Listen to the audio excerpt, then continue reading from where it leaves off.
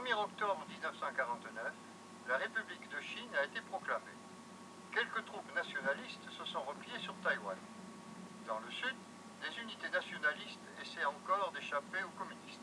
Début décembre, les troupes communistes arrivent au Guangxi et occupent la province de Longchewu face au secteur militaire de Langson au Tonkin.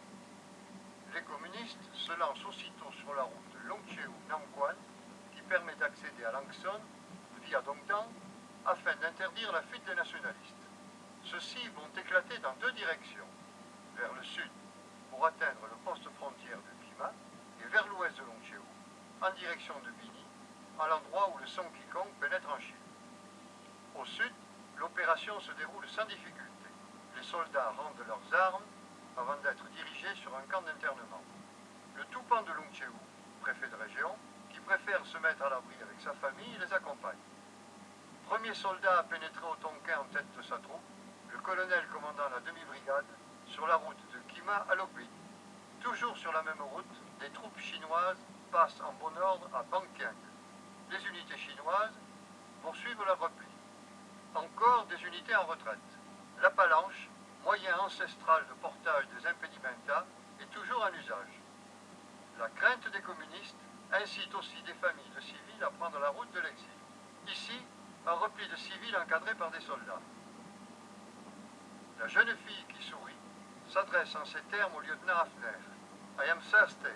I will go to America. Il est toujours possible de lui donner à boire.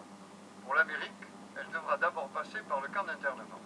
Arrivée d'une unité féminine, la fatigue commence à se faire sentir. La colonne de réfugiés va s'écouler sous la pluie tout au long de la journée. Devant le half-track canon de ce peloton de blindés, on distingue un homme en imperméable gris sur un costume noir. Il est coiffé d'un béret basque. Il s'agit du père M, un Français missionnaire au Guangxi, qui vient se réfugier au Tonkin avec ses religieuses. Ce prêtre atypique, qui se déplace armé, a surpris les soldats français qui comprennent mal ce voisinage de la croix et d'une arme. Pétri de culture chinoise et responsable d'un monastère dans les 100 000 monts, dans une région sillonnée par des aventuriers et des pillards de tout poil, il a réussi à faire vivre sa communauté en faisant étalage d'une force qu'il aurait été vraisemblablement en peine de mettre en action. À l'ouest de Longchewu, l'armée du général Vuong Can va en retraite en direction de Bini, harcelée par les communistes. Le général nous racontera que pour passer la frontière, ces 9000 hommes ont dû livrer un grand combat. Ces pertes, 2 morts et 2 blessés. De toute évidence, le qualificatif grand n'a pas la même signification en chinois et en français. La frontière franchie, cette armée gagne la RC4 et prend la direction de Nasham. Voici la route empruntée par la colonne chinoise. Ici, la RC4 au nord de Nasham, entre les postes de Lungvai et Boko. Cette portion de route fut, le 2 octobre 1949, le théâtre de l'embuscade la plus meurtrière depuis le début des opérations.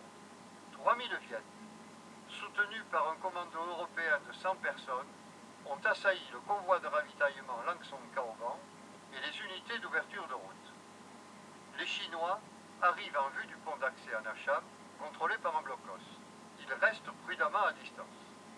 Le poste de Nasham domine la route. Des négociations difficiles conduites par le père M, qui nous a été envoyé comme interprète, ne vont pas permettre d'obtenir la reddition de cette troupe.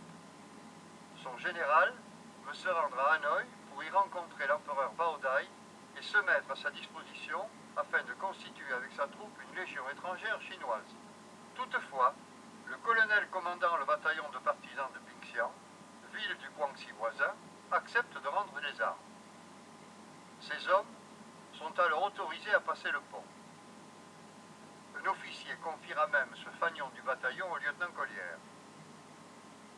Les hommes du bataillon de Pingxiang, après leur reddition, vont bivouaquer au sud du village. Le commandant du quartier de Nasham a invité à dîner le général Vuong Can et quelques colonels de son état-major.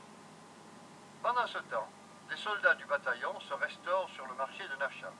Il s'agit de frontaliers qui n'ont pas de problème de communication. Le lendemain matin, Napoléon Kahn et ses hommes empruntent la RC4 en direction du sud. Mais cette troupe évitera soigneusement Dongdang et Langson.